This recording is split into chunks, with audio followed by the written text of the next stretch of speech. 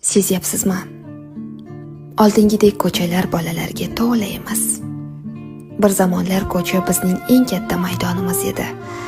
Darvozadan chiqish bilan o'yin boshlanardi. Quyosh botib, ko'chalar qorong'ulasha boshlasa ham yana 5 daqiqa deb iltimos qilardik.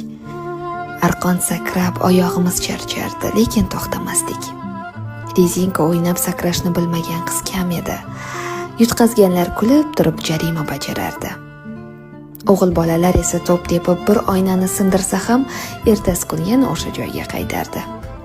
Yoz kunlari muzqaymoqning qog'ozini yalab, qish kunlari esa qo'lqopsiz qorbo'ron o'ynardik. Qo'llarimiz muzlab qolsa ham uyga kirgimiz kelmasdi. Qor odam yasab unga ism qo'yardik, go'yo u ham bizning o'yinimizning bir qismi edi. Bugun esa ko'chalar jim. Derazalar ortida bolalar bor.